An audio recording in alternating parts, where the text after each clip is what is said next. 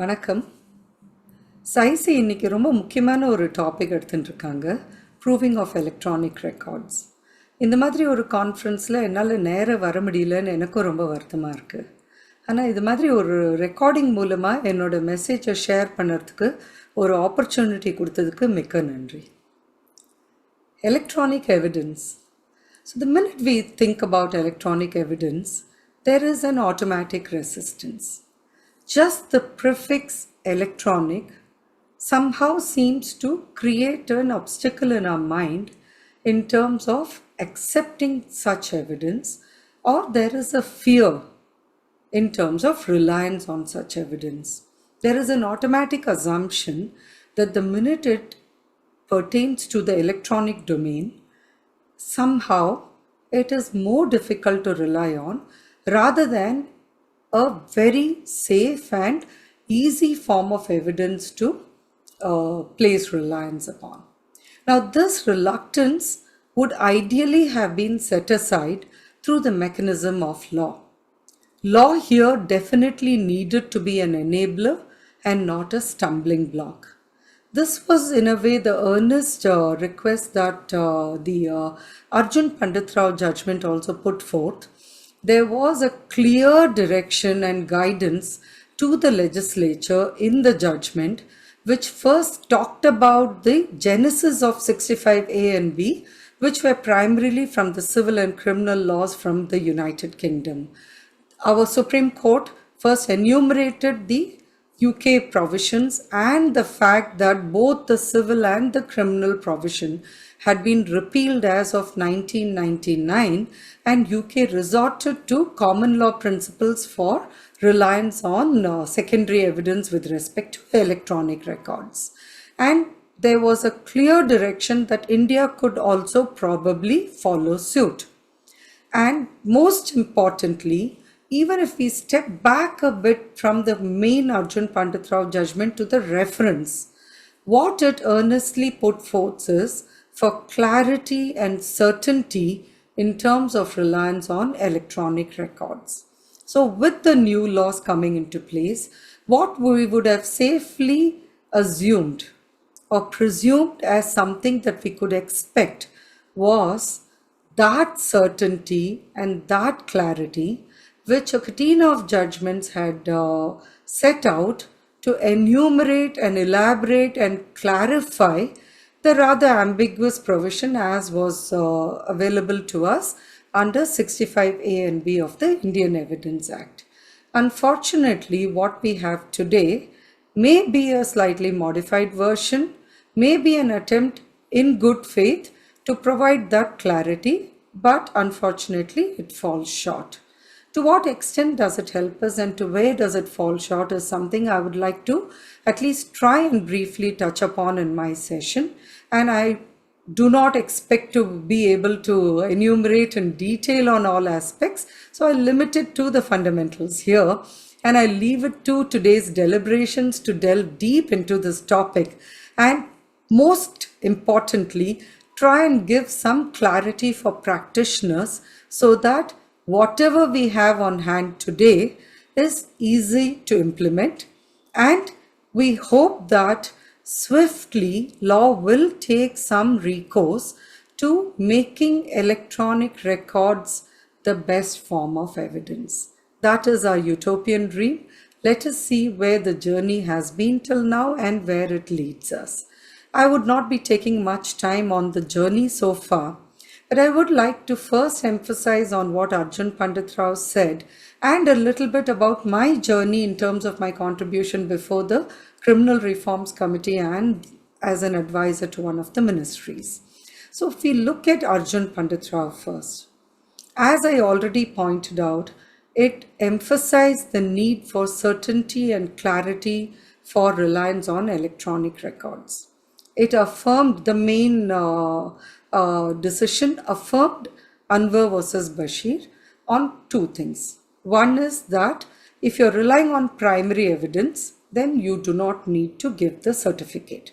So if you look at the Bharatiya Sakshya Adhiniyam, and I would like to use a shorter form of BSA for the rest of the session.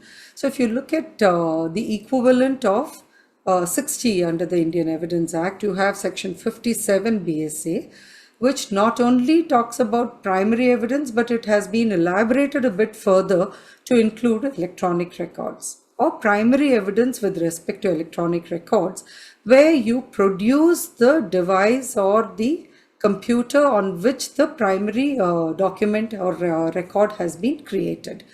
There clearly the necessity for the certificate is not needed, and that position continues under the BSA also. So moving forward, and I would like to emphasize a little bit about the provisions for secondary evidence here before we move on to the special provisions.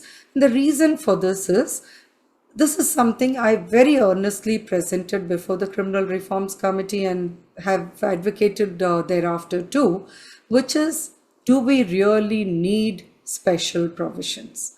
Set aside the fact that we drew from UK provisions, set aside the fact of the earnest guidance that the Supreme Court has repeatedly given in terms of what is needed or what is not, or what is missing, more importantly, in terms of proving of electronic records or the provisions there too. If you look at the secondary evidence provision simpliciter, under the Evidence Act earlier it was 63 and 65, and you have similar provisions incorporated under 58 and 60 now. You will see that predominantly substantial subclauses under these two provisions take care of electronic records also, or secondary evidence of electronic records. So if you're relying on a printout or some other form of a copy of an electronic record and you need to rely on it, the process of mechanical reproduction, the process of having verified one with the other, the process of being able to prove the integrity of the secondary evidence as being the same as that in the primary evidence, or the contents be remaining the same, and the methodology that has been set out under BSA now too, under 58 and 60, would have very well helped us in terms of proving electronic records also. However, for reasons best known to them, the legislature has continued to bring in the special provisions. It has ignored a lot of lacunae that was already pointed out in the old provision and retained it as is, and I will briefly touch upon those aspects too going forward. And the additions, I wouldn't say all the additions under 63 are inane or insufficient or not essential. I would say some of them are very critical and it helps us, but substantially, what was our expectation, which is that any law which may be provided for proving of electronic records would facilitate the process and will not become an obstacle. Now that expectation unfortunately is what is not met. So let's delve a little bit in depth into the provision, and I'll primarily focus on the preliminary aspect and rely on the totality only to give it context. So when we move forward from the very first, and as I said earlier, if you're relying on the original, then you do not have to enter into the certification process. Just production of the original is sufficient, and you will recollect that this was what we saw in Anwar versus Bashir also. 61 is a new addition, and it primarily talks about the admissibility of an electronic or digital record on par with any other kind of document. So it's more of a clarificatory process and an affirmation rather than laying down anything new or substantive. 62 again is the equivalent of 65A, and it merely talks about the admissibility of electronic records in accordance with the provisions under section 63. So for you to rely on the computer output, which is defined under 63 as anything that's printed on paper or stored, recorded or copied in an optical or magnetic media, and this is what we had under 65B. Then 65A was just the enabler in terms of relying on such computer output provided you complied with the conditions under 65B. Now what do we have under 63(1), which is the equivalent of 65B1, right? You have some small additions. The most obvious which you would see is a delineation of communication device from a computer. Now, if you look at the way interpretation followed on computers earlier, a communication device was also considered as part of the definition of a computer. By way of abundant caution, or so it appears, there is a very specific addition with respect to communication device under 63 BSA. So this is an addition you will see in each of the subclasses.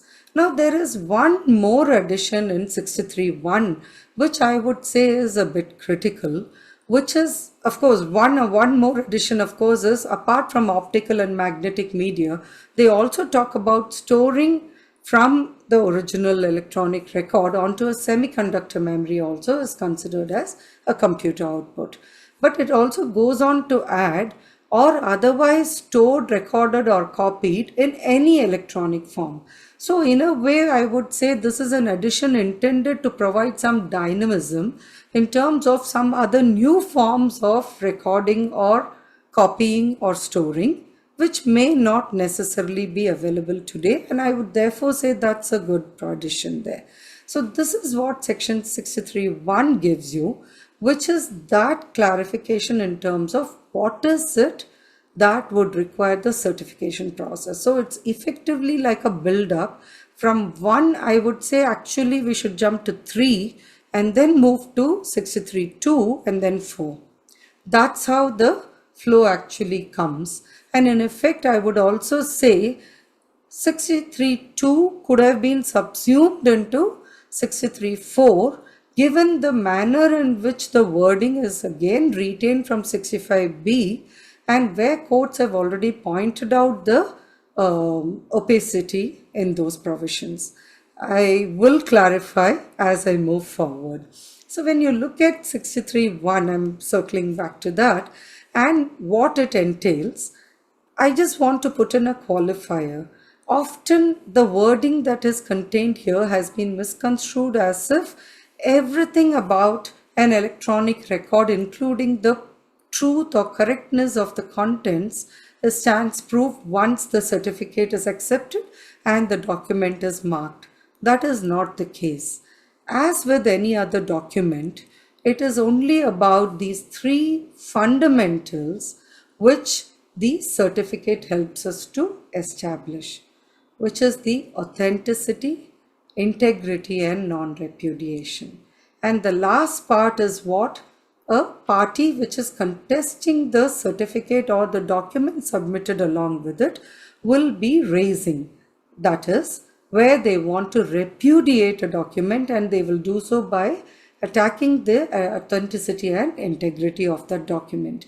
If you look at the opinion of Justice Ram Subramaniam in the Arjun Pandit Rao judgment, I would say it's a fascinating enunciation in terms of proving of documents itself per se, and specifically with respect to electronic evidence. I would strongly advise all students certainly and also practitioners to go through this opinion, and it remains relevant as on date 2.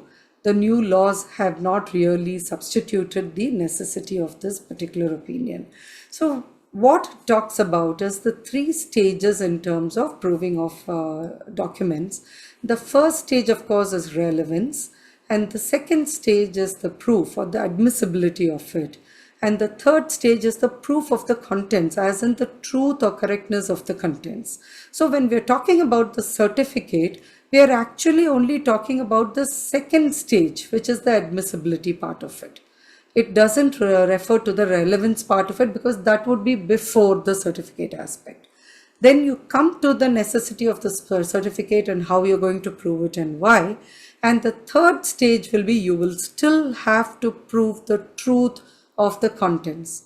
If I were to enumerate a little bit more on that, if I were to send you an email saying that you owe me 1 crore rupees, and I assume that as somebody who knows not just 65B but now 63, I will be able to submit a proper certificate and have certificates, I'll have to say now, and have that email taken on record. Does that mean you owe me 1 crore? Not really. I would still have to prove that you actually owe me 1 crore. Why do you owe me this money, and how, what is the transaction behind this debt, etc. Right? So that's what I mean by the third stage. So we are really limited only to this threshold level of taking that document on record. So in this context, if you look at the new provision and the additions, certain things lend, I would say, clarity, right? One, as I said, I would rather read 3 first and then move to 2, because if you look at what is the purpose of subclause 3 of 63, you will realize it is actually just an enunciation or an elaboration of what amounts to a computer or computer resource. So it talks about how a standalone computer, a computer system, network, or a resource, which could be even a cloud or an intermediary, would all amount to a computer.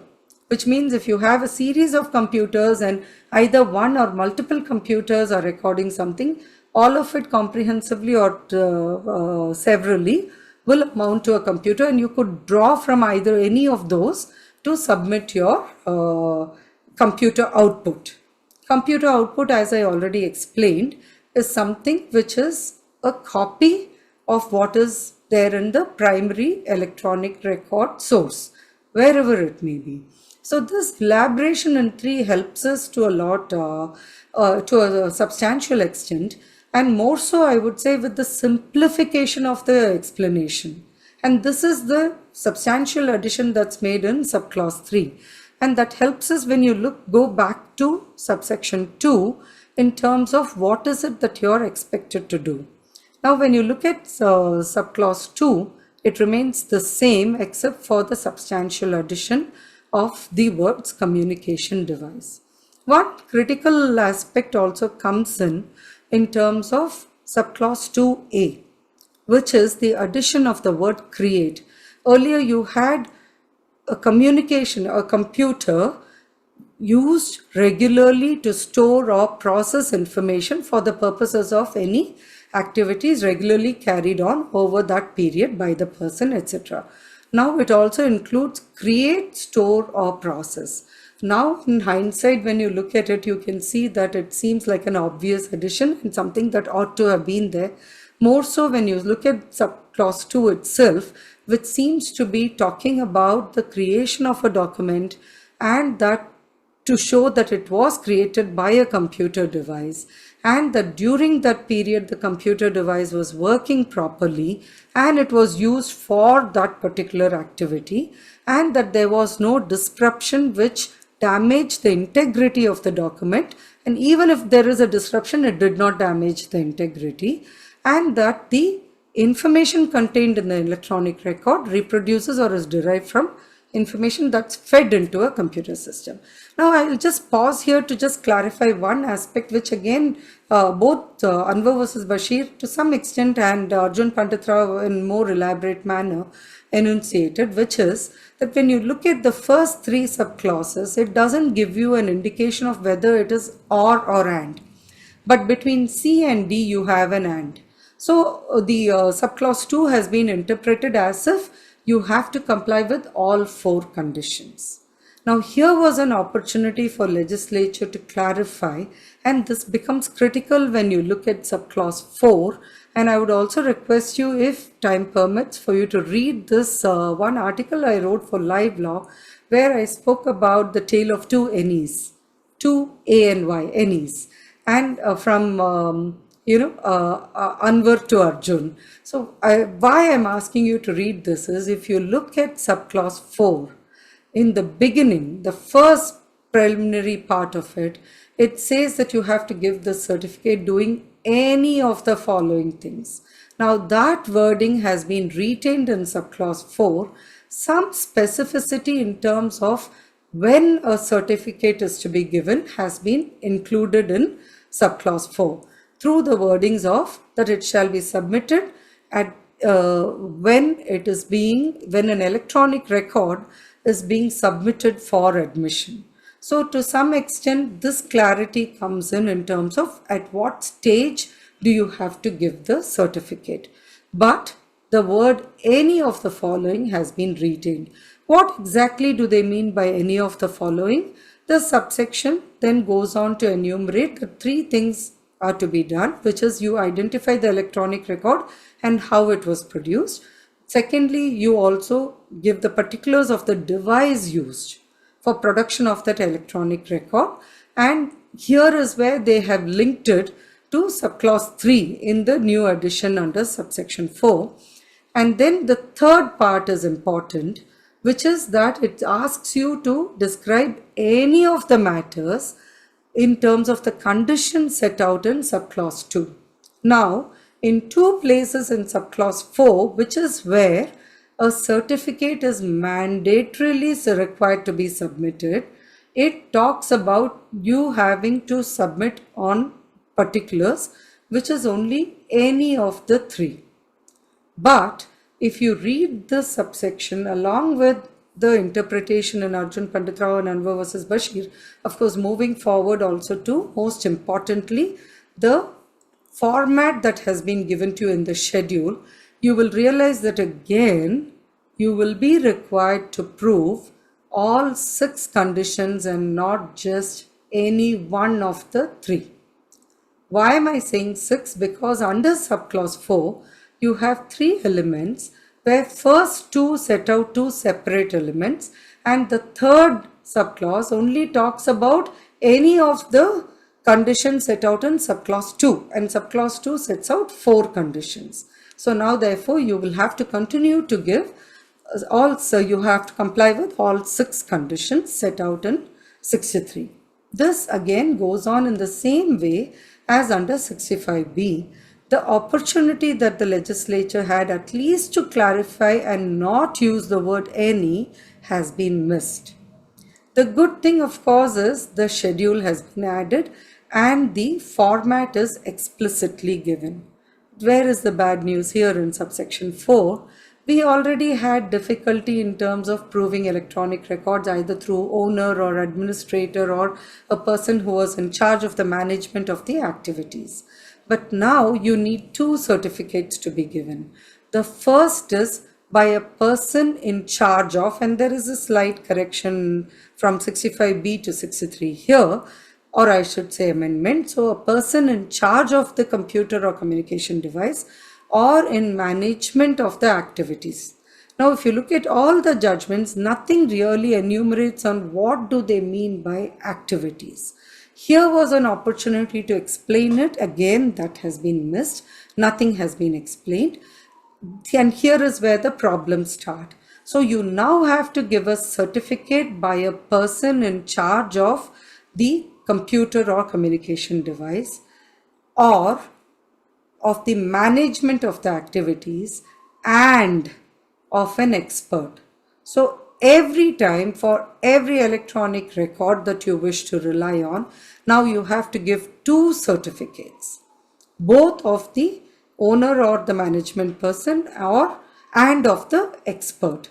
Now this is not really a facilitation, it just complicates it further. If you look at the schedule, the good thing there, of course, as I already said, is it gives you the format of how you can give the certificate.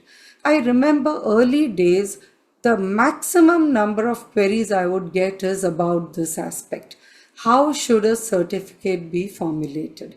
Should it be in the form of an affidavit or just a certificate form, etc.? So having this kind of a practice direction helps people in terms of submitting the certificate. However, one very critical addition there, and possibly that could be the reason why the expert has been added, is that the certificate should also set out the hash value. Both the owner or management person certificate as well as the expert certificates mandates necessarily the inclusion of hash value. So therefore, the positive of that is there is automatically an inbuilt methodology through the section as well as the schedule to ensure that the court has before it a certificate that assures the integrity of the document. But at the same time, it also complicates it because you now have to get two persons to certify to something which, if you had followed the secondary evidence route, you may not necessarily have had to do. There, you could have still proven the integrity of the document through the normal means which you would adapt for any other document. Now, this is something which we'll have to wait and see how difficult or easy it's going to make our life. Now, when we talk about two persons having to give the certificate, the issue will also arise about the submission of those two persons to evidence. Often we have noted that the person who has given a certificate may not be available thereafter for proving the certificate, for getting that certificate even admitted. So if you look at the Ramajayam judgment from Madras High Court, it helped in a way in terms of clarifying that you do not have to take the statement of the author of the certificate in evidence, as in you do not have to subject the author to cross-examination unless the integrity or authenticity of the electronic records which the certificate covers are being contested by the other side. But the qualifier here is, and I'm sure this is a question that will pop into your minds, the Arjun Pandit Rao case overruled Ramajayam. But if you read the judgment, it's very clear that it is with respect to the specific ratio that Ramajayam set out, which is that aliunde, if you are submitting an affidavit of evidence and that sets out the requirements of 65B, then a separate certificate is not needed. This aspect was overruled in Arjun Pandit Rao, which said, sorry, just the evidence, chief examination in the form of an affidavit will not suffice.